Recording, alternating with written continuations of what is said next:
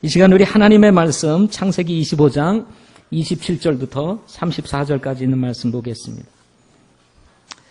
창세기 25장 27절부터 34절까지 있는 말씀입니다.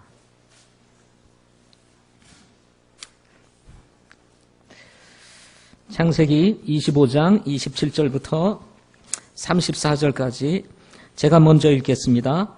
소년들이 자라매 에서는 능숙한 사냥꾼으로 들 사람이 되었고 야곱은 평범한 사람으로 장막에 거하였더라.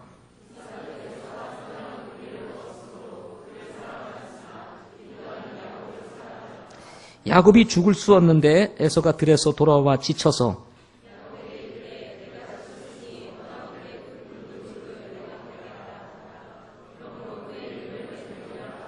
야곱이 이르되 이날 형의 장자권을 내게 팔라 하니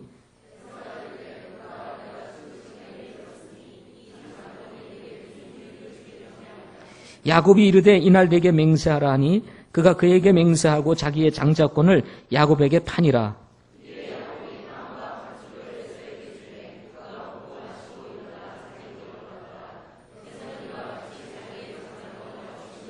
아멘. 기도하시겠습니다. 존귀하신 아버지 하나님, 지난 한 주간도 저희들 지켜주셨다가 오늘 저희들 주님 앞에 나와 예배케 하시니 감사합니다. 혹시나 주님 우리 안에 더러운 것들이 있다면 예수님의 십자가의 보혈로 정결케 하시고 거룩함으로 주님 앞에 나아가 하나님이 기뻐하시는 예배 드리게 하여 주시옵소서. 또 우리 가운데 아직 예수님을 알지 못하는 분들이 있다면 오늘 예배를 통해서 살아계시고 지금도 역사하시는 우리 하나님을 만나는 귀한 은혜가 있도록 주님 축복하여 주시옵소서. 또 지난 한 주간 동안 우리가 이 땅에서 살아가면서 아버지 하나님 혹시 죄를 범하거나 또 마음이 실족하여 넘어져 있는 영혼들이 있다면 예배를 통해서 회복되게 하옵시고 또 깨끗게 하는 시간이 될 수 있도록 주님 축복해 주시옵소서. 하나님 이 시간 우리 창세기 25장 27절부터 34절 말씀 전하기 원합니다. 하나님께서 조명하여 주시고 또 말씀을 풀어주셔서 우리가 잘 이해할 수 있게 하시고 깨달을 수 있도록 하나님 축복해 주시옵소서. 예수님의 이름으로 기도하옵나이다. 아멘. 여러분 잘 오셨습니다. 옆에 계신 분 인사 한번 하겠습니다. 반갑습니다 하고 앞뒤에 계신 분 인사 한번 하겠습니다. 네. 우리가 매주일 만나지만 우리 예수 믿는 사람들에게 주신 하나님의 또 다른 축복이 있다면 우리 매주일 이렇게 다시 만나는 것입니다. 우리 예수 믿고 거듭난 성도들이 만나서 서로 교제하는 것, 얼굴을 대하는 것, 이것은 축복이라고 믿습니다.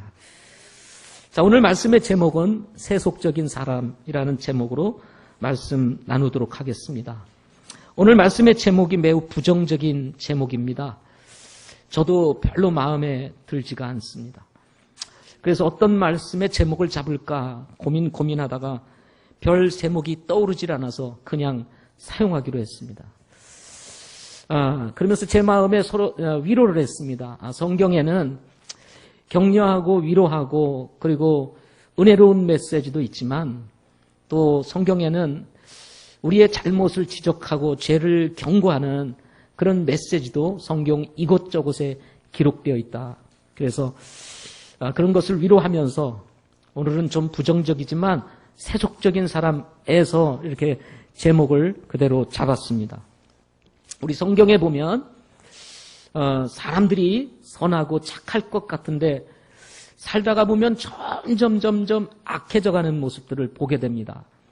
우리 노아 홍수 이야기도 여러분 잘 아시겠지만 믿음의 세대와 또 믿지 않는 세대들이 함께 공존하면서 살아가는 당시 이 상황에서 오히려 경건한 세대들조차도 이 믿지 않는 사람들의 세대를 쫓아감으로 말미암아 세상이 온통 악해지고 부패하였던 것을 우리는 잘 알고 있습니다. 이런 부패하고 세속화되어져 가는 이 세상 가운데에서 우리도 자칫 부패되어지고 세속화되어질 가능성들이 항상 열려 있습니다. 그래서 오늘 세속적인 사람 에서를 통해서 우리 예수 믿는 사람들이 어떻게 살아야 되는지를 다시 한번 돌아보고 또 정말 우리가 잘못된 것 있으면 바로잡을 수 있는 시간 가져봐야 되겠다 이렇게 생각을 했습니다. 오늘 말씀을 세속적인 사람이라고 하는 주제로 이 말씀을 준비하면서 오늘 말씀을 어떻게 시작할까 고민하다가 한 화가 이야기를 보게 되었습니다. 그래서 저는 그림을 잘 못 그리고 미술에 대해서는 전혀 별로 관심이 없는 사람이지만 오늘 말씀과 연관이 있다는 생각이 들어서 이 화가를 소개해 보고자 합니다. 저는 이 화가에 대해서 솔직하게 얘기해서 처음 이름을 들었습니다. 아마도 여러분도 처음 듣는 그런 화가가 아닐까 생각을 합니다. 그러나 당대에는 나름대로 꽤 유명한 그런 화가였습니다. 이름은 히에로니무스 보스라고 하는 이름을 가지고 있는 화가입니다. 히에로니무스 보스. 이 르네상스 시대인 1450년에서 1516년 동안 활동했던 독일의 화가입니다. 이 화가는 당대의 화가들과 달리 이 짐승을 그려도 그냥 짐승을 사실적으로 그리기보다도 이 상상적인 짐승을 그리곤 했다고 합니다. 그러니까 상상의 짐승을 그리니까 여러분 어떤 짐승이 나오겠어요? 그러니까 뭔가 우리하고는 전혀 다른 이상한 그림을 그리는 그런 화가였다는 것입니다.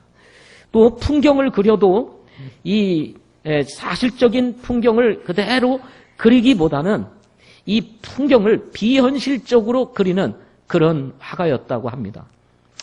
여러분도 잘 아시겠지만 장 프랑스와 밀레 같은 사람들은 만종이라는 그 정말 사실적인 그림을 참 이렇게 풍경을 그림으로 인해서 아주 유명한 이 화가가 되지 않았습니까? 이 밀레 같은 사람들은 지금으로부터 한 200년 전 사람인데요. 이 장 프랑스와 밀레가 그림을 그리려고 하는데 돈이 없어가지고 그림을 그릴 수가 없었다고 합니다. 근데 어떤 독지가 한 사람이 1000프랑을 주면서 그 그림을 그린 다음에 그 그림을 자기가 소유하는 것으로 이렇게 서로 계약을 맺고 그림을 그렸던 그림이 만종이라고 합니다. 근데 그것이 100년이 지나지 못해서 80만 불이 뛰었다고 합니다. 80만 프랑, 1000프랑의 그림을 그렸던 이 만종이 80만 프랑, 그리고 지금에 와서는 100년이 지난 지금에 와서는 돈으로서 계산할 수가 없을 정도로 엄청난 가격을 지니고 있다고 합니다. 이 만종 같은 그림은 지금 80만 프랑에 딱 한 번 팔아보고 지금까지 누구도 이 그림을 산 사람이 없을 정도로 합니다. 그러니까 엄청난 가치를 지니고 있는 그림이라고 합니다. 그런데 이 보스는 이런 그림, 이 풍경을 그릴 때 이것을 그대로 사실적으로 정말 우리들이 이렇게 느끼기에도 좀 좋다. 보기 좋다. 이렇게 그려야 우리는 좀 이해가 되지 않습니까? 근데 비현실적으로 그려놓으면 도대체 이게 무슨 그림이야? 라고 생각할 정도로 아주 독특하게 그림을 그리는 사람이었습니다. 또 사람들이 살아가는 이 삶의 면을 그리는 데 있어서도 특별히 좋은 면, 그리고 긍정적인 면, 이런 것을 그리는 것이 아니라 악행하면서 아주 못된 그림들, 못되게 사는 사람들의 그림을 이렇게 그리는 것을 아주 좋아했다고 합니다. 그러니까 아마도 이 보스는 이 사회를 들여다보면서 인간이 가지고 있는 이 못된 구석들을 그리려고 하는 이런 마음을 가지고 있었던 화가가 아닌가 생각을 해봅니다. 그래서 그런지 이 사람의 마음도 어떻게 보면 좀 이렇게 비현실화되어 있고 비뚤어져 있는지도 모르겠습니다. 그래서 이 보스는 자기보다 나이가 25살이나 많은 25년이나 더 살은 한 여인과 결혼을 했다고 합니다. 이 여인이 돈이 많아가지고 이 결혼하는 순간 지위도 상승이 되고 평생 죽을 때까지 아주 상류층에서 부자로 살며 이렇게 세상을 마쳤다고 합니다. 이 사람이 그린 그림 중에 아주 대형 화폭의 3개의 화폭으로 그린 그림이 있는데요. 이 왼쪽에 있는 첫 번째 화폭의 그림은 에덴 동산을 배경으로 해서 그린 그야말로 아주 사람들이 볼 때도 이렇게 참 낭만적이고 은혜롭고 복된 그런 그림을 그렸고, 그리고 오른쪽으로는 이 에덴 동산과는 정반대인 지옥의 그림을 그려놨다고 합니다. 사람들이 고통 가운데 막 그 몸부림치고 막 그 비참한 모습으로 쓰러져 있는 이런 지옥의 모습을 그렸다고 합니다. 그리고 이 중간에 있는 패널에는 이 땅에 사는 사람들이 그야말로 변질된 사랑을 하면서 타락해가는 그런 모습의 그림들을 아주 크게 이렇게 그려놨다고 합니다. 그래서 옷도 걸치지 않는 그 많은 사람들이 그 그림 속에 있어서 그야말로 변질된 사랑 속에서 타락해가는 사람들의 그 군상을 이 화폭에 담은 그런 화가였다고 합니다.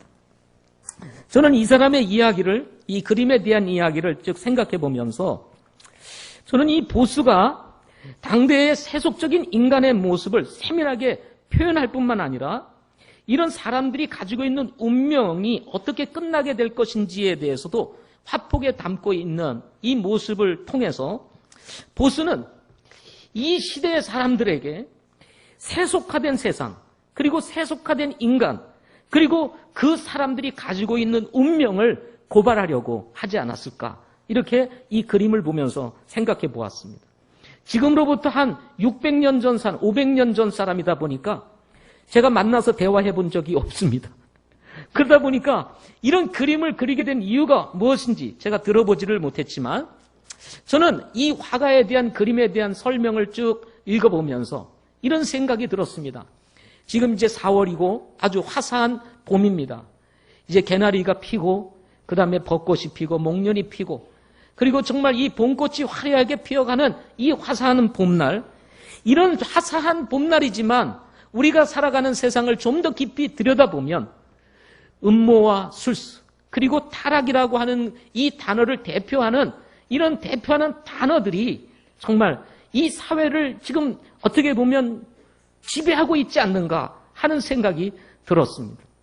우리가 겉으로는 볼 때 정말 잘 살아가고 있고 문제가 없이 살아가는 것 같이 보이지만은 우리가 살아가고 있는 이 사회를 좀 더 우리가 들여다보면 정말 음모와 술수와 그리고 타락의 그 깊은 면들을 우리는 보게 되지 않습니까?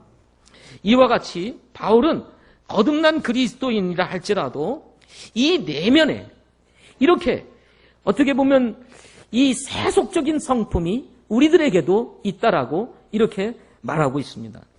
이 성품은 우리 안에 있는 이 세속적인 성품, 변질된 성품, 이 육신의 성품은 그냥 존재하는 것으로 그치지 아니하고 예수 믿고 구원받을 때 주신 새로운 성품, 이 새로운 성품과 싸워 이김으로 말미암아 우리를 세속화시키고 그리고 세속적으로 살아가게 만들 수 있다라는 사실을 성경을 통해서 이야기를 하고 있습니다. 바울은 그냥 이것을 지식적으로 말하는 것이 아니었습니다. 예수 믿고 구원받은 이후에 자신의 삶 속에서 일어나는 이 내면에서 일어나는 이 영적인 싸움, 그런데다가 이 변질된 이 성품, 세속화된 이 성품이 얼마나 강력하게 역사하는지 이 안에 있는 이 선한 법을 사로잡아가지고 이기는 것을 바라보고 자신이 또 그 세속화된 성품에 의해서 이끌려가는 자신의 모습을 바라보면서 정말 하나님 앞에 고통하며 부르짖는 이야기가 로마서 7장에 나오지 않습니까? 로마서 7장 23절에 보면 당시의 상황을 바울이 이렇게 고백하고 있습니다. 내 지체들 안에서 다른 법이 내 생각의 법과 싸워 내 지체들 안에 있는 제 법 아래게로 나를 사로잡아 거는 것을 내가 보는도다 라고 얘기를 하고 있습니다. 그렇습니다. 이것이 바울만의 문제는 아닐 것입니다. 우리가 믿음을 가지고 살아간다 하지만 여전히 내 안에 있는 이 죄의 성품들 그리고 세속화되어 있는 이 성품들이 새로운 성품들과 싸워 이김으로 말미암아 우리를 죄 가운데 사로잡아가는 것을 여러분 경험하고 있지 않습니까? 이로 인해서 실패의 감정과 그리고 어두운 생활을 하고 있는 수많은 성도들이 오늘도 여전히 존재하고 있다는 것입니다. 우리가 예배해 왔지만 지난 한 주간 동안 살면서 이 죄의 성품과 싸움으로 인해서 넘어지고 쓰러져서 정말 실패의 감정을 가지고 오늘 이곳에 와 있는 사람도 있을 것입니다. 바울은 이러한 사실을 두고 이렇게 고백합니다. 오, 나는 비참한 사람이로다. 이 사망의 몸에서 누가 나를 건져내랴. 이 사망의 몸에서 누가 나를 건져내랴. 정말 희망도 없고 그리고 기대할 것도 없는 이 자신의 모습을 보면서 스스로 비참한 사람이라고 이렇게 고백을 하고 있는 것입니다. 성도들이 성도답게 살지 못하는 이유는 바로 이런 세속적인 성품이 여전히 우리에게도 있기 때문이라는 것입니다. 오늘 말씀은 한 아버지와 한 어머니의 태중에 잉태하여 같은 날 태어난 쌍둥이 형제에 대한 이야기로 시작이 됩니다. 같은 어머니, 같은 배에서 태어난 형제임에도 불구하고 전혀 다른 인생을 살았던 형제 이야기인 것입니다. 저는 오늘 말씀을 세속적인 사람 에서와 그리고 상대적으로 비교가 되는 야곱을 비교하면서 혹시나 우리들이 에서와 같이 세속화되어 있는지를 살펴보고 돌이켜 우리의 삶을 영적인 삶으로 이동시키는 기회로 삼았으면 좋겠다는 생각을 가지고 이 말씀을 준비했습니다. 이를 위해서 우리가 알아야 될 것은 에서가 어떤 사람인지를 우리가 먼저 생각해 보아야 합니다. 히브리서 12장 16절부터 17절에 보면은 에서가 어떤 사람인지에 대해서 우리에게 소개를 하고 있습니다. 제가 여러분에게 읽어드리면요. 이것은 음행하는 자나 혹은 먹을 것 한 조각을 위해 자기의 장자권을 판 에서와 같이 속된 자가 있지 아니하게 하려 함이라. 너희가 아는 바와 같이 그 뒤에 그가 복을 상속받고자 하였으되 거절당하였으니 그가 눈물을 흘리고 염려하며 뜻을 돌릴 곳을 구하였으나 그것을 찾지 못하였다 라고 말씀을 하고 있습니다.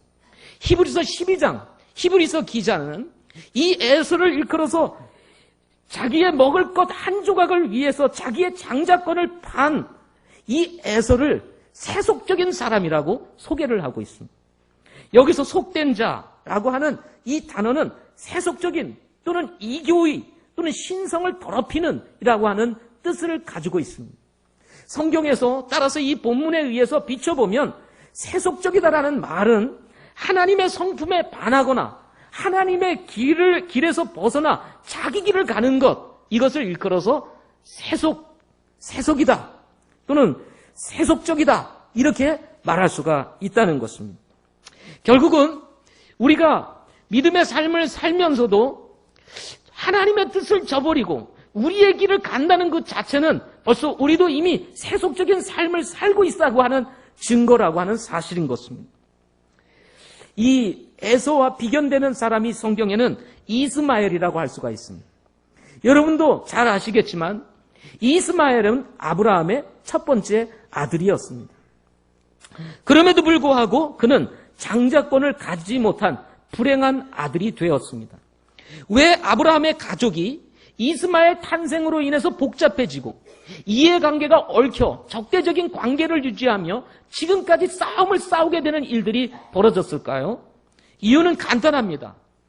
하나님의 뜻에 따라서 하나님께서 분명히 약속의 자손을 허락해 주셨음에도 불구하고 이 사라와 이삭이 하나님의 말씀을 저버리고 급한 마음에 자기의 여종 하갈을 아브라함에게 주어서 하나님께서 약속하신 아들이 아닌 다른 아들을 얻어서 후사로 삼으려고 했기 때문에 일어난 문제였다는 사실을 여러분도 잘 알고 있을 것입니다.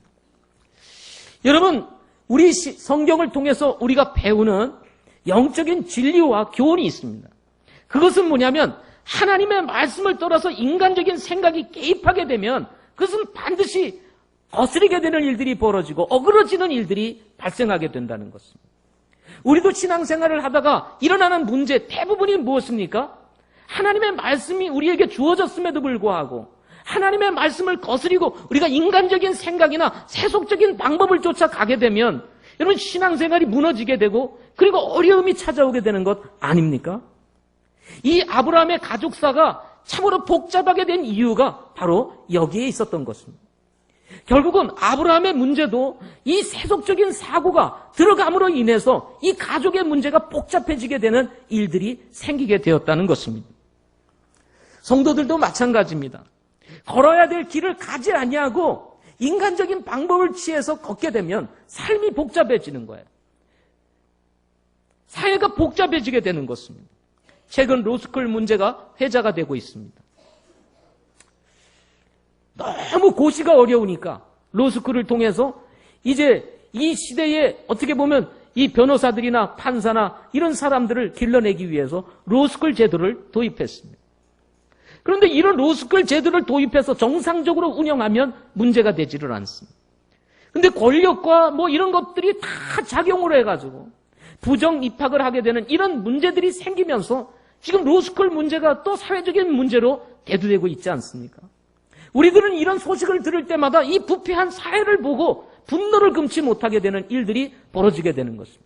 기득권의 세력들이 정말 정상적인 길을 가지 아니하고 편법을 사용해서 뭔가 이렇게 자기 자리를 잡으려고 하는 일들이 벌어지면서 이 부패한 이 세상을 보게 되는 것입니다. 이렇게 되니까 사회가 혼란스럽게 되는 것입니다. 사회가 어두워지게 되는 일들이 벌어지게 되는 것입니다. 신앙의 길도 마찬가지라고 생각을 합니다. 정말 하나님께서 우리에게 주신 이 말씀, 하나님께서 우리에게 주신 이 지침, 이것을 우리가 붙잡고 가게 되면 우리가 깨끗하고 그리고 선명한 그리스도인의 생활을 유지할 수 있음에도 불구하고 우리는 정도를 걷지 아니하고 말씀을 비틀어서 인간적인 방법이나 세속적인 방법을 쫓아감으로 인해 가지고 어려움이 우리에게 찾아오게 되는 것입니다. 신앙생활에 어둠이 밀려오게 되고 답답함이 찾아오게 되고 뭔가 냉랭한 일들이 벌어지게 되는 이유는 우리가 하나님의 말씀을 버리고 이 세상의 길로 가기 때문이라는 것입니다. 사랑하라고 하시는데 사랑하지 못하는 것이 우리들 아닙니까? 그러니까 힘든 거예요. 어려운 거예요. 사람을 봐도 이게 용납이 안 되는 것입니다. 사랑이 안 되는 거예요. 사랑하라 했는데 사랑은 감정이 아니라 선택이라고 수없이 얘기를 해도 선택이 되지를 않는 것입니다. 감정에 치우치게 되는 거예요. 그러다 보니까 힘든 것입니다. 이해관계가 얽히게 되고 가족 간에 개인 간에 여러 가지 문제들이 일어나게 되는 것입니다. 성도들 간에 일어나는 문제도 무엇입니까? 하나님의 말씀에 따라서 우리가 순종하면 되는데 그렇지 못하니까 서로 다투고 싸우게 되는 일들이 벌어지게 되는 것입니다. 용서하라는데 용서가 안 되는 것입니다. 왜 내가 용서해야 돼? 자기가 나한테 와서 잘못 구해야지. 용서를 빌어야지. 내가 왜 잘못도 안 했는데 용서를 하란 말이야? 이 고집이 있습니다. 이게 바로 세속적인 생각인 것입니다. 이런 것을 쫓아다 보니까 어떻게 됩니까? 떡 먹다 걸린 사람처럼 여기가 꾹 걸려가지고 항상 불안하고 초조하고 긴장되는 일들이 벌어지게 되는 것입니다. 내려놓으라 하는데 내려놓지 않습니다. 그만두라고 하는데 그만두지 않습니다. 가지 말라고 하는데 꾸역꾸역 갑니다. 그러니까 뭐예요? 삶이 얽히게 되고 신앙생활이 더 힘들어지고 어려워지게 되는 일들이 벌어지면서 그리스도인으로서의 삶의 기쁨을 누리지 못하게 되는 이런 일들이 우리에게 찾아오게 되는 것입니다. 제가 운전을 하다가 보면 가끔 길이 막힐 때가 있습니다. 아주 타이밍이 적절하게 딱 맞아가지고 길이 막힐 때 딱 이 시내에 들어가거나 막히는 장소에 딱 가게 될 때가 있어요. 그때 내비게이션이 길을 안내합니다. 원래 가야 할 길을 다른 곳으로 이렇게 다 위성을 추적해가지고 안내를 하지 않습니까? 최단거리로 갈 수 있도록. 그런데 이 내비게이션은 저 위에서 이게 다 통화를 하면서 이게 어디로 가야 할지를 다 제시해 주는데도 저는 꾀가 생겨가지고 글로 가면 더 막힐 것 같은데 내 생각으로는 여기로 가는 게 안 막힐 것 같은데 이렇게 생각을 해가지고 내비게이션이 지시하는 대로 가지 아니하고 제 생각대로 갈 때가 있습니다. 일로 가자. 여기 가면 더 늦어. 이거 일로 가보자. 그런데 죄송스럽게도 내 생각대로 가게 되면 항상 더 막힌다는 것입니다. 머리를 써서 한 번 좀 더 저 편한 길로 한번 가보자. 더 빠른 길로 가보자. 그랬는데도 가보면 결국은 더 늦어지고 더 많은 시간을 허비하게 되는 일들이 벌어지게 됩니다. 이럴 때는요, 저 혼자일 때는 괜찮은데 옆에 우리 집사람이 타고 있을 때에는 저의 무능함, 지혜롭지 못한 선택으로 인해서 미안한 감정이 막 밀려오게 됩니다. 부끄럽기도 하고. 그러면서 죄송한 마음에 그냥 이런 말을 내뱉어요. 다시는 내가 내비 말 잘 들어야지. 그러면서 또 영적인 말까지 해요. 내비 말만큼만 순종하면 우리 신앙생활 잘할 텐데. 뭐 이렇게. 네. 에서가 장자권을 먹을 것 한 조각에 팔아 넘김으로 세속적인 사람이 된 이유가 무엇일까요? 저는 이 이유를 살펴보면서 우리가 어떤 삶을 살아야 되는지를 함께 배우고자 합니다. 첫 번째로는 세상에서 자유롭게 사는 것을 이 에서는 좋아했다는 것입니다. 27절에 보면 능숙한 사냥꾼으로 들 사람이 되었다라는 말씀이 기록되어 있습니다. 여기 능숙한 사냥꾼이 되었다는 것은 사냥에 관한 한 다른 사람들이 따를 수 없을 정도로 능숙하고 탁월한 솜씨를 지녔다는 의미를 가지고 있습니다. 이 능숙한이라는 단어는 야다, 히브리어로 야다, 이 말은 알다라고 하는 뜻의 분사형이라고 합니다. 그러니까 이 능숙한이라는 말은 알다는 말에서 왔다는 것입니다. 원래 이 알다는 말은 지식으로 아는 것을 말하는 것이 아니라 경험적으로 아는 것을 말하는 것입니다. 따라서 이 단어에 의하면 에서는 사냥에 관한 한 모르는 것이 없는 사람이었다는 것입니다. 사냥에 관한 한 모든 것을 깨뚫고 있을 뿐만 아니라 그 사냥에는 아주 통달한 사람, 이 사람이 누구냐? 에서라던 것입니다. 그래서 사냥하면 누구예요? 에서. 에서하면 뭐예요? 사냥할 정도로 이 에서는 사냥에는 아주 도통한 사람이었다라고 말할 수가 있는 것입니다.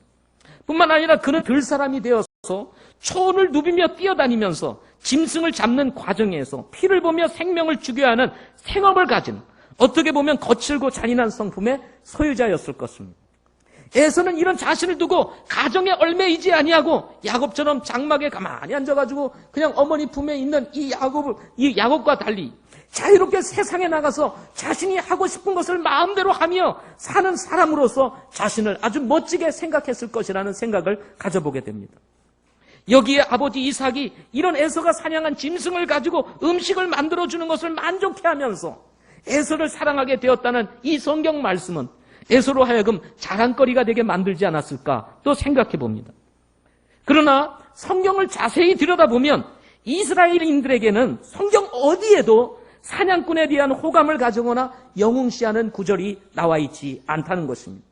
오히려 창세기 10장 9절에 보면 이교 종교, 즉 바벨론 신비 종교의 기원이라고 할 수 있는 구절에서 니무롯을 두고 그가 주 앞에서 강한 사냥꾼이라고 소개를 하고 있습니다.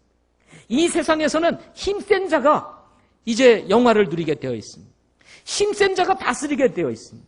따라서 세상 가운데서 힘센 자로 살아갔던 사람이 누구였습니까? 바로 에서였던 것입니다. 마치 먹잇감을 사냥하듯 세상에 나가 자기가 하고 싶은 대로 사는 것이 멋진 인생이라고 생각하며 사는 사람, 들 사람, 에서였던 것입니다. 하나님께서 주시는 것을 기대하며 은혜라고 말하고 수동적으로 사느니 넓은 세상에 나가서 싸우며 사냥하듯 꿈을 성취하는 것이 멋진 인생이라고 생각을 했던 것이 에서의 삶이 아닌가 생각해 보는 것입니다. 이런 사람들에게서는 하나님의 이름을 부른다는 것은 결코 쉬운 일이 아닐 것입니다. 가인들의 후손이 하나님의 이름을 부르지 아니하고 자기 길로 가서 자기의 성을 세우며 그리고 자기의 이름을 드러내는 것을 여러분 성경에서 잘 알고 있지 않습니까? 라멕 같은 사람들은 야발, 유발, 두발 이 발발이들을 낳고 그리고는 뭐라고 그랬습니까? 가인을 위해서는 7배일진데 이 라멕을 위해서는 77배라고 얘기를 합니다.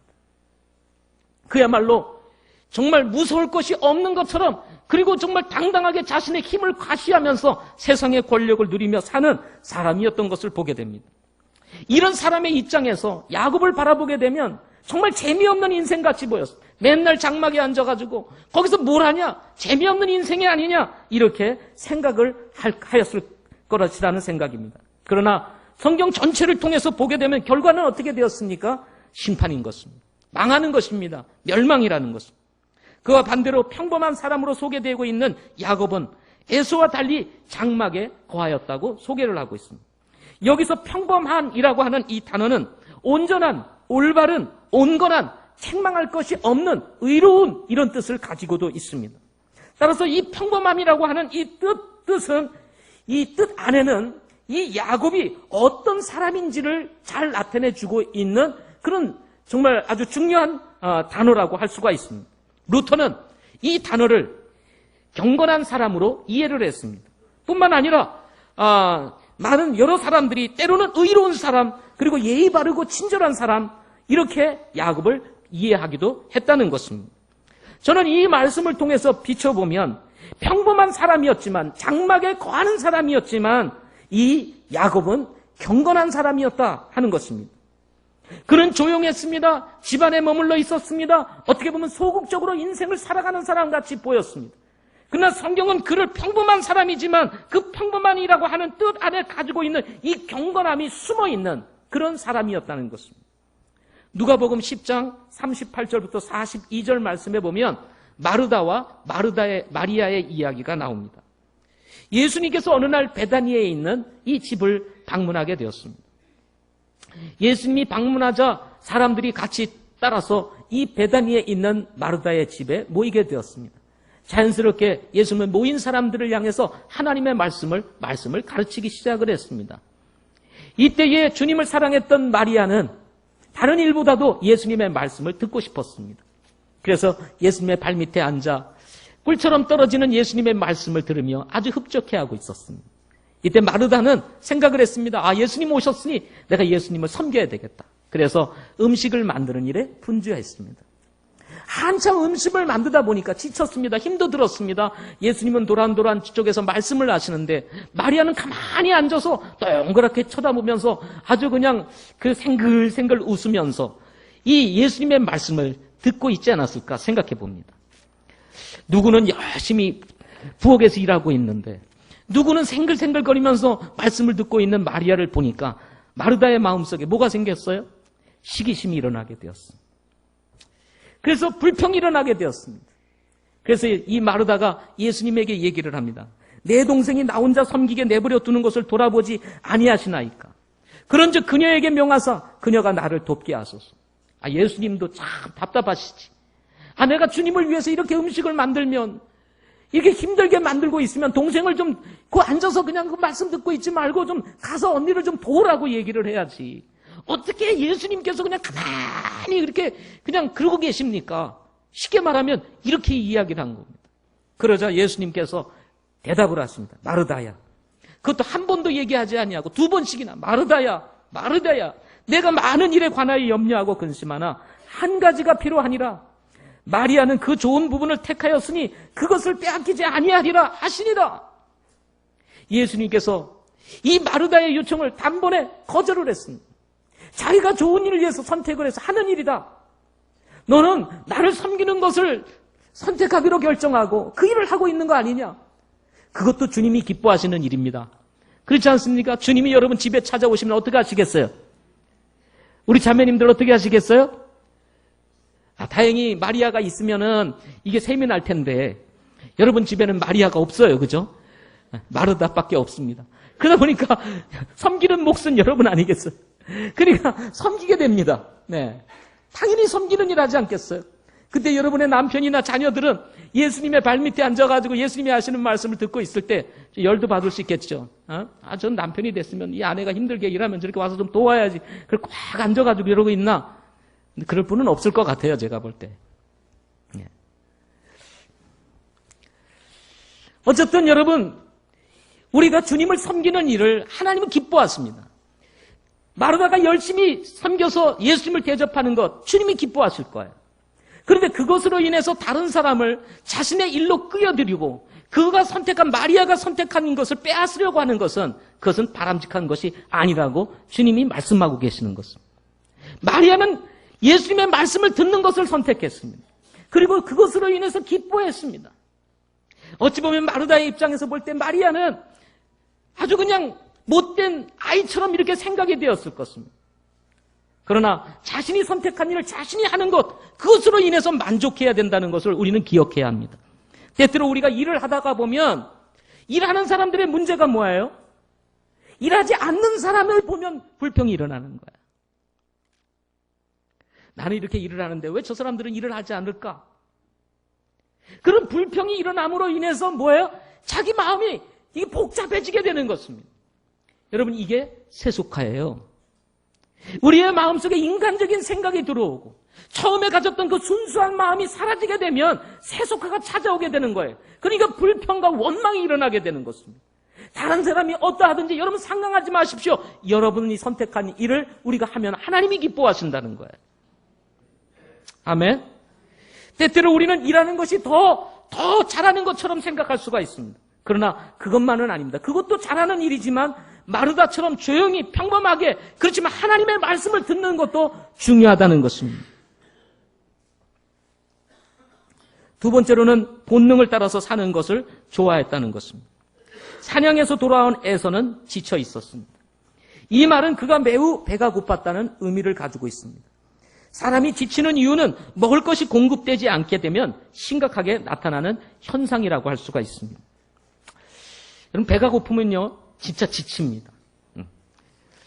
힘들고 어려울 때 여러분 가가지고 이게 식사를 딱 해보세요. 그럼 힘이 착 나지 않습니까? 네. 제가 어제는 좀 일이 있어서 집에 늦게 들어갔습니다. 점심을 먹고 저녁을 먹지 않은 채 아주 늦게 집에 들어가니까 이젠 허기진 것조차도 느끼지 못할 정도였어요. 사람이 이러면 허기가 지면 어떻게 되는 줄 아세요? 목소리가 이렇게 착 가라앉습니다. 착 가라앉죠. 그리고 누가 말을 시켜도 말을 하고 싶지가 않아요. 예. 왜 오늘은 저 화가 나셨나? 밖에서 무슨 문제가 있나? 문제가 있는 게 아니라 그냥 허기가 지고 지치니까 말하고 싶지 않은 거예요. 네. 그럴 때가 종종 있습니다. 이때 우리는 본능에 충실하기가 쉽습니다. 그리스도인들도 이렇게 본능이 작용할 때 주의를 해야 합니다. 자칫 본능에 따르게 되면 위험에 빠질 수 있기 때문인 것입니다. 에서는 배가 몹시 고픈 가운데 지친 모습으로 집에 왔습니다. 야곱이 붉은 팥죽을 끓이고 있었고 에서는 보는 즉시 내가 먹게 하라고 말합니다. 마치 야곱에게 명령하듯이 내가 먹게 하라. 내가 먹게 하라. 이 먹게 하라는 의미는 한 입에 꿀꺽 삼키게 하라라고 하는 의미도 됩니다. 그야말로 여러분 이 배고픈 상황 속에서 팥죽을 주면 그냥 한 입에 그냥 다 집어넣을 것 같은 이런 마음을 가지고 지금 이 에서는 야곱에게 말하고 있는 것입니다. 뿐만 아니라 우리 본문에는 이 붉은 죽을 내게 먹게 하라고 이렇게 한 번 나와 있지만 원문에서는 붉은 죽, 그 붉은 죽을 내가 먹게 하라. 두 번씩이나 반복을 하고 있는 것을 보게 됩니다. 이는 에서가 얼마나 지금 배고프고 지쳐있는지를 보여주면서 그가 충동적이고 급한 성격을 가지고 있는 사람인지를 우리는 엿볼 수가 있게 되는 것입니다. 이때를 놓치지 않고 야곱은 에서에게 형의 장자권을 내게 팔라고 요구합니다. 대동강물을 팔아먹었던 봉이 김선달보다도 어찌 보면 형의 장자권을 지금 팥죽 한 그릇에 살려고 하는 이 야곱의 제안은 그야말로 에서에게는 자존심 상하는 일이었을 뿐만 아니라 그야말로 분노가 일어날 만한 그러한 일이 아니었겠습니까? 여러분 팥죽 한 그릇에 어떻게 장자권을 사겠느냐는 것입니다. 당시에 장자권이라고 하는 것은 대단한 권위였습니다. 권리였어요. 그런데 이것을 팥죽 한 그릇에 사겠다는 것입니다. 그러니 이런 상황 속에서 오히려 비가 비록 배는 고팠지만 팥죽 한 그릇에 장자권을 팔라고 요구하는 이 야곱을 두고 네가 감히 이 장자권을 팥죽 한 그릇에 팔려고 하느냐라고 외치며 분을 내고 막 난리를 쳐도 지금 문제가 되지 않을 판인데 여기 이 에서는 앞뒤 가리지 않고 성경에 보면 이렇게 이야기를 합니다. 보라, 내가 죽을 지경에 이르렀으니 이 장자권이 내게 무슨 유익을 주겠느냐 하며 맹세까지 하면서 장자권을 팔아먹고 말았습니다. 판 게 아니고 어떻게 했어요? 팔아먹었어요. 팥죽 한 그릇에 그냥 이 에서가 팔아먹어버리고 말았습니다. 에서는 일시적인 욕구 충족을 위해 자신이 가지고 있는 가장 가치 있는 권리를 헐값에 팔아버리고 말았던 것입니다. 쉽게 말하면 에서는 지금 자신이 무슨 일을 하고 있는지조차 인식하지 못하고 있었다는 것입니다. 배만 채우면 땡이라는 이런 생각을 가지고 있었던 것입니다. 34절 말씀에 의하면 야곱이 이제 맹세를 한 이 에서에게 야곱이 빵과 팥죽을 주게 됩니다. 그러자 에서가 그 빵과 팥죽을 받아가지고는 성경에 보면 그가 먹고 마시고 일어나 자기 길로 갔다 하고 얘기를 합니다. 여러분 이거 천천히 먹었겠어요? 죽이라는 것은 또 솔솔 잘 넘어가잖아요. 예? 씹을 것도 없습니다. 그냥 우르르 그러니까 여기 보니까 먹고 마시고 일어나 자기 길로 갔다. 이것은 에서가 얼마나 감각적이고 충동적인 사람이었고 급한 사람이었는지를 말하고 있다는 것입니다. 쉽게 말하면 에서는 제정신이 아니었습니다. 배고픈 나머지 자신의 소중한 장자권을 그냥 팥죽에 하나 팔아먹고는 그냥 먹고 마시고 일어나 그냥 아무 생각 없이 제 길로 가버린 것입니다. 살다가 보면 이런 일들이 종종 일어나지 않습니까? 정신없이 살다가 보면 주님의 뜻이 무엇이고 하나님의 정말 우리에게 베푸신 은혜가 뭔지도조차도 생각하지 않은 채 정신없이 세상에 살면서 먹고 마시고 일어나 떠나갔던 이 에서와 같이 우리가 그렇게 살아가고 있지는 않습니까? 우리가 영적인 거 소중하다고 말하고 하늘의 일이 소중하다고 말하고 하나님의 말씀이 가치 있다고 말을 하면서도 먹고 사는 문제로 인하여 정신없이 살다가 일어나 떠나가는 사람 이 에서와 같이 하나님조차 인식하지 못하고 살아가는 때가 얼마나 많으냐는 것입니다. 당시 장자권은 약속된 후손으로서의 계보를 이어가는 구속사적인 측면에서는 어떻게 보면 이 에서의 생명보다도 더 소중한 권리라고 할 수가 있습니다. 뿐만 아니라 이 장자권이라고 하는 것은 금세와 내세에 이 장자에게 물려주는 엄청난 복이 있기 때문에 그런 측면에서는 지금 에서가 누리는 삶보다도 훨씬 이후에 받을 삶이 크다는 입장에서 볼 때 이 에서는 자신의 이 장자의 권리가 얼마나 소중하다는 것조차를 인식하지 못하고 있었습니다. 또 부모에게 어떤 재산을 상속받을 때에 자자보다도 2배 이상이나 이제 재산을 물려받게 되는 그런 측면에서 볼 때도 그는 많은 것을 잃어버리게 되는 결과를 초래하게 되었던 것입니다. 결국 사냥꾼이었던 에서는 동생 야곱에게 오히려 인생을 송두리째 사냥당하게 된다는 것입니다. 여기 성경에 보면 재밌는 얘기가 있습니다. 여기 끓이다. 야곱이 팥죽을 끓였다고 그랬잖아요. 근데 이 끓였다는 의미가 높임을 받다 또는 주제 넘다라고 하는 뜻을 가지고 있습니다. 근데 이 끓이다는 단어가 사냥감이라는 단어하고 아주 그 말이 유사합니다. 그래서 많은 학자들은 이미 이 야곱은 이 에서가 이 사냥을 갔다 올 때 늘 지체하는 모습을 발견하고 장자권을 사고자 이미 에서가 돌아올 시기에 딱 맞춰서 죽을 쓰고 있다가 이미 계획적으로 이 에서의 장자권을 샀을 것이다. 이렇게 말을 하고 있다는 것입니다. 따라서 야곱은 계획적이었습니다. 형의 장자권을 자기가 얻기 위하여 계획적으로 팥죽을 쓰고 있었고 실제로 이제 형이 지쳐서 돌아온 가운데 내게 팥죽을 달라고 요구할 때에 장자권을 자신에게 팔라고 요구하면서 버티고 있었던 것을 보게 되는 거예요. 여기 높임을 받다 또 주제 넘다는 말은 그런 것을 대변해주고 있는 거예요. 야곱은 형의 장자권을 넘볼 수 없는 일이었습니다. 그럼에도 불구하고 주제 넘게 자신이 장자권을 얻기 위하여 형에게 지금 팔라고 요구하는 것은 주제 넘은 일일 뿐만 아니라 자자로서는 넘볼 수 없는 위치라고 말할 수가 있는 것입니다. 그러나 이 동생 야곱은 형이 가지고 있는 장자권을 이제 팥죽 한 그릇에 삼으로써 자신이 탄생 전 리브가에게 했던 하나님의 말씀과 같이 형이 동생을 섬기게 되는 결정적인 기회를 만들게 되었다는 것입니다. 사람들이 세속적으로 살아가는 이유가 무엇일까요? 그것은 배고픔의 문제를 해결하는 이유가 아닐까 생각해 봅니다. 이 에서만의 문제가 아니라는 것입니다. 오늘날 많은 사람들이 세속적으로 살아가게 되는 이유가 뭐냐는 거예요. 그것은 배고픔의 문제를 해결하기 위해서 우리의 인생에 가장 소중하고 값진 것을 뒤로 한 채 살아가고 있다는 것입니다.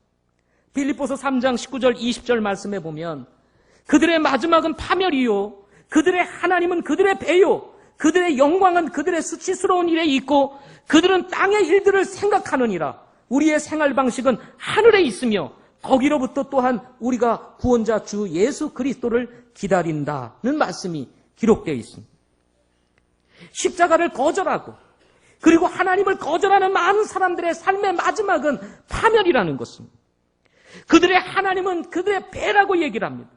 그들의 영광은 그들의 수치스러운 일에 있고 그들은 땅의 일들을 생각하느니라 라고 말을 하고 있는 것입니다. 세속화된 사람들의 삶의 모습을 말해주고 있는 것입니다. 십자가의 길을 버리고 땅의 일을 생각하며 사는 동기를 보면 오늘 말씀과 같이 다 배에 있다는 것입니다. 고픈 배 채우겠다고 말하는 것입니다. 이것이 해결되지 않는 한 신앙생활이 무슨 의미가 있고 하나님을 믿는 것이 무슨 의미가 있느냐고 얘기를 하는 것입니다.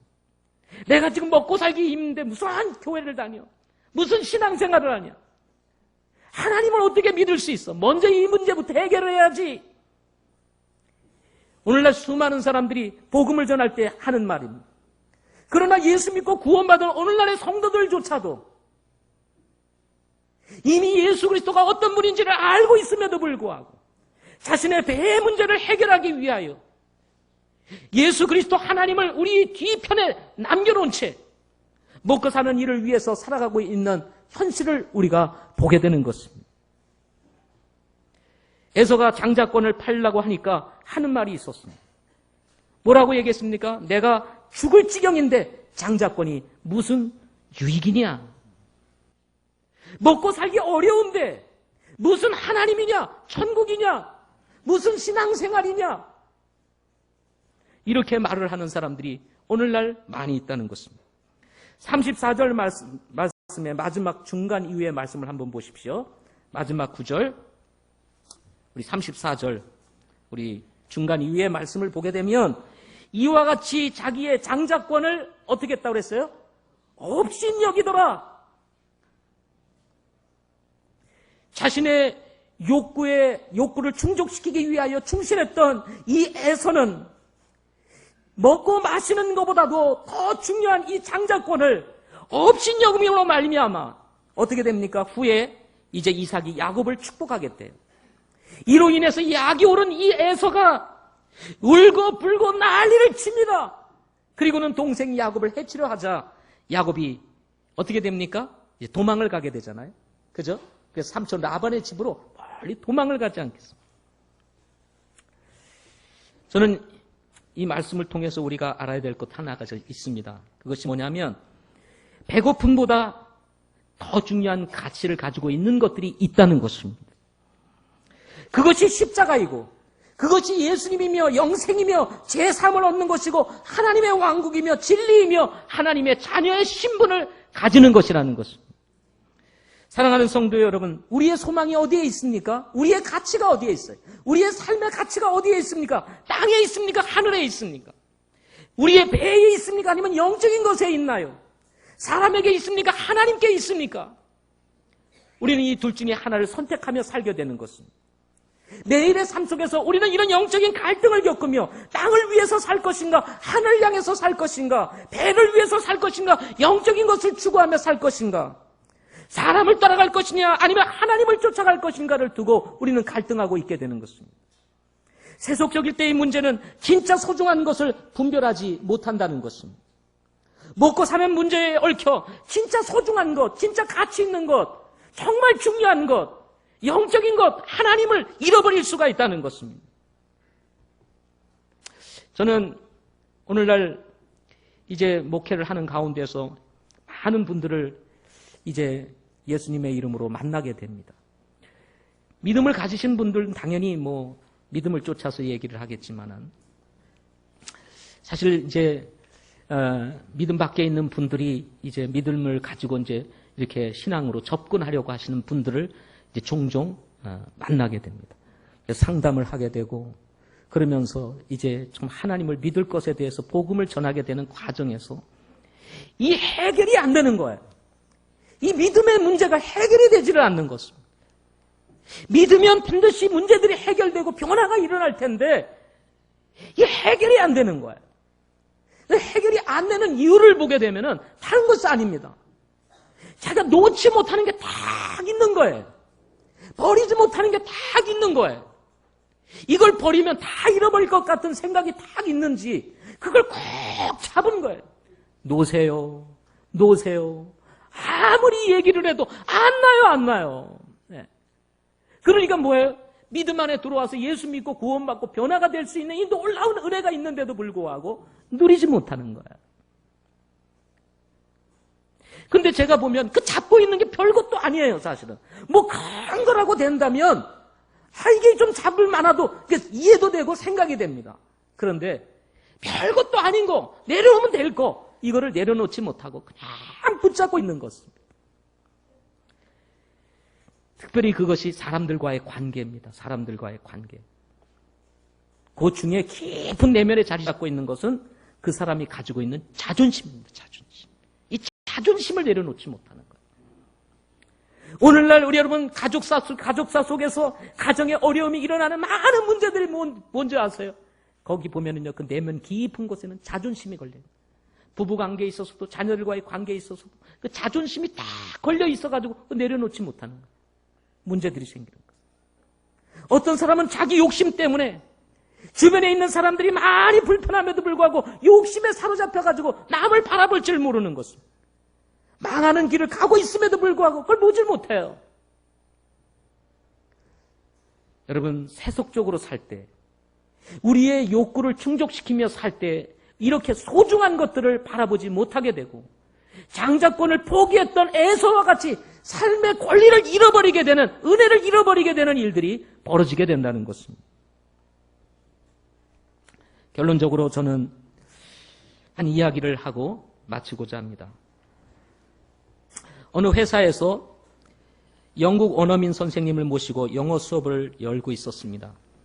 다양한 주제로 수업을 진행하다가 의미 있는 내용이 딱 이렇게 수업 속에서 나오게 되어서 그것을 정리하게 되었다고 합니다. 그 내용은 다음과 같은 것이었습니다. 한 교수가 교실 앞에 서서 학생들에게 한 아이템을 소개하게 되었습니다. 작은 유리병 하나를 가져다 놓고 이것을 병이라 이렇게 이야기를 했습니다. 근데 그 병 안에는 아무것도 들어있지를 않았습니다. 수업을 진행할 때 교수는 아무 말 없이 매우 크고 빈 유리병을 집어들었습니다. 그리고는 그 병에 큼직한 돌들을 넣기를 시작했습니다. 그래서 아구까지 꽉 채운 다음에 학생들에게 물었습니다. 병이 꽉 찼습니까?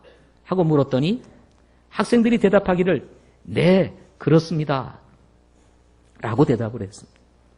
그래서 교수가 이번에는 작은 자갈들과 같은 아주 작은 돌들을 꺼내서 큰 돌로 꽉 채운 그 유리병에 다시 넣기 시작을 했습니다. 병을 흔들면서 이 돌들을 넣자 그 큰 돌 사이사이에 이 자갈들이 조그만 돌들이 다 자리를 잡게 되었습니다. 자, 그러면서 또 묻게 되었습니다. 이 병이 꽉 찼습니까? 그랬더니 학생들이 대답하기를 네, 그렇습니다. 하고 대답을 했다고 합니다. 그러자 이 교수가 다시 또 모래를 이번에는 꺼내들었다고 합니다.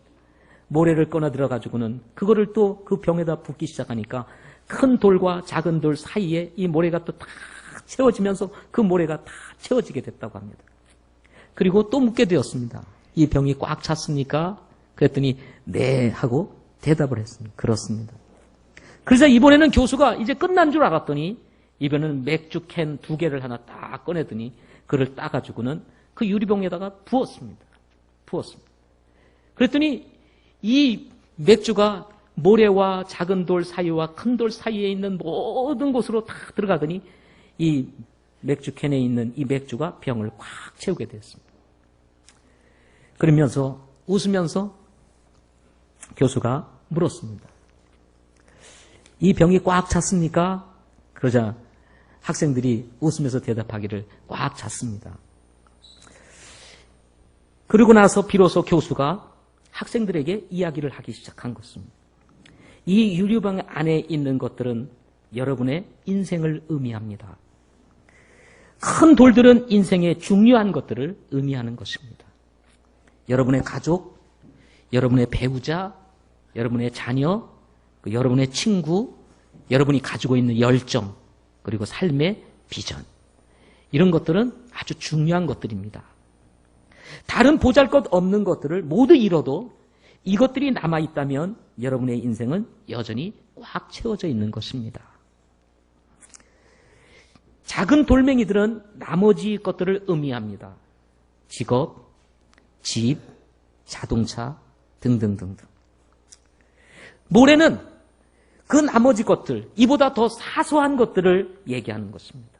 이러면 레저라든지 레크레이션이라든지 운동이라든지 또 사람들과 즐기는 일이라든지 이런 것들이라고 할 수 있겠죠. 그러면서 이 교수는 학생들에게 이렇게 이야기를 했습니다. 여러분이 만약 모래를 먼저 채운다면 큰 돌과 작은 돌들이 채울 공간이 없을 것입니다. 이것은 여러분의 인생과 똑같은 것입니다. 여러분의 에너지를 모두 사소한 것에 소비한다면 가장 중요한 것들을 놓을 공간을 가질 수 없다는 것입니다. 이것에 우리는 주의를 기울여야 합니다. 자녀들과 놀아주고 정기적으로 검진을 받으며 여러분의 반려자와 외부에서 시간을 갖고 때로는 골프도 치면서 정해진 시간 동안 일을 하고 집을 깨끗이 하고 망가진 것들을 고치고 이런 것들이 소중한 것이잖아요. 그래서 이 돌들이 그야말로 첫 번째이고 이것이 가장 중요한 것입니다. 라고 이야기를 했습니다. 그리고는 말하기를 그래서 우선순위를 잘 정해야 합니다. 우선순위. 사소한 것에 의해서 우선순위가 밀리게 되면 소중한 것들을 잃어버린다는 거예요. 모래에 해당되는 것들은 나머지 순위에 해당되는 것입니다. 하고 이야기를 했습니다. 이때 학생 중 한 명이 손을 들어 교수에게 질문을 하게 되었습니다. 교수님, 그럼 맥주가 의미하는 것이 무엇입니까? 하고 질문을 했습니다. 그자 교수가 웃으면서 아주 질문을 잘했다는 표정을 지으면서 이렇게 대답을 했습니다.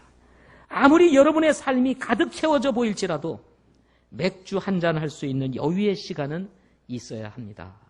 라고. 여러분 갑자기 이 얘기를 들으니까 막 연상이 되죠. 그죠? 여가도 즐기고 가족과 함께하고 그리고 푸른 잔디 멋진 정원에서 아내와 함께 아니면 연인과 함께 맥주 캔을 딱 따가지고 한 잔을 딱 하는 여유. 그림이 그려지지 않으세요? 이 이야기의 제목은 A Couple of Beers, 맥주 한 잔의 여유라고 하는 내용이었습니다. 그러나 맥주 한 잔의 여유를 느끼고 인생의 소중함을 찾다가 결국은 거품처럼 사라지는 일들이 우리의 인생 가운데 많이 일어난다는 것입니다. 사람의 삶의 여유는 맥주 한 잔을 통해서 찾고자 하는 것이 바로 세속화된 우리들의 삶의 여유라고 하는 것입니다. 잠시 거품을 일어났다가 마심으로 사라지는 이런 여유, 그것이 우리의 소중함이 아니라는 것입니다. 물론 우리의 가족, 우리의 배우자, 우리의 자녀, 그리고 여러분 우리의 열정, 우리의 이 모든 것들 소중한 것 사실입니다. 그러나 이보다 더 소중한 것은 우리를 만드시고 지으시고 창조하신 하나님을 아는 것이라는 것입니다. 맥주 한 잔을 마시면서 누리는 여유보다는 우리의 삶의 주인 되시고 우리의 인생의 길잡이 되시는 우리 주님께 나아가 잠시 그분과 기도와 말씀을 통해서 만나는 여유가 지금 우리에게 필요한 것입니다. 우리는 세상적인 사소한 것들로 인해서 소중한 주님과의 우리의 관계를 잃어버리고 사는지도 모르겠습니다. 하나님이 중요하다, 삶의 중심이어야 된다, 하나님의 말씀이 가치가 있다, 이것만이 영원한 것이다라고 외치지만 우리의 삶을 들여다보면 사소한 것들에 의해서 소중하다고 말하고 있는 이 모든 것들이 뒤로 다 물려진 채 우리는 세상을 쫓아가고 있는지도 모른다는 것입니다. 우리는 세상을 사랑하지 않습니다, 주님을 사랑합니다 라고 말하지만 우리의 삶의 현장은 이미 세상에 가 있고 나의 생각은 온통 세상에 물들어 있을 뿐만 아니라 우리의 배를 채우기 위해서 온갖 생각을 다하면서 방법을 고안해내며 하나님은 어디로 갔는지 알지 못한 채 우리는 세상에서 살아가고 있는 것은 아니냐는 것입니다. 우리의 소중한 것, 정말 우리의 귀한 것, 가치 있는 것, 장자권보다도 에서의 장자권보다 더 소중한 은혜가 이미 우리에게 부어졌는데도 불구하고 우리는 사소한 것에 밀려 세속적인 것에 밀려 가치 있는 것을 잃어버리고 살아가고 있다는 것입니다.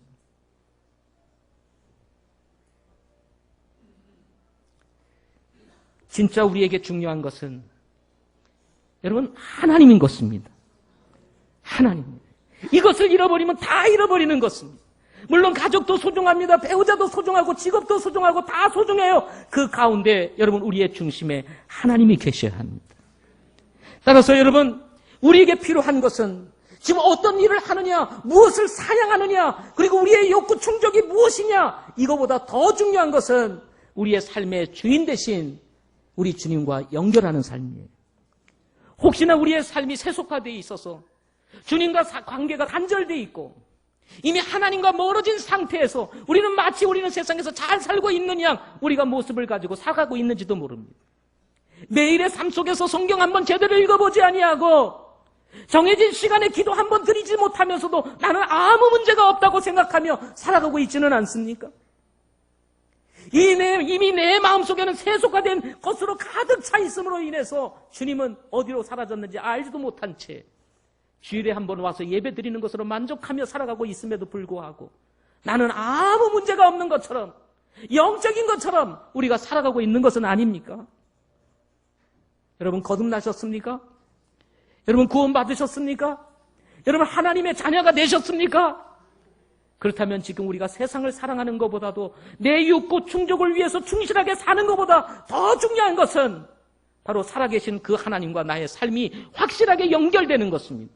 오늘도 연결돼 있고 내일도 연결돼 있고 모레도 연결돼 있고 주님이 오실 때까지 결코 어떤 것도 주님과 나의 관계를 단절시키지 못하도록 막는 것, 바로 이것이 지금 우리에게 필요한 것 아니겠습니까?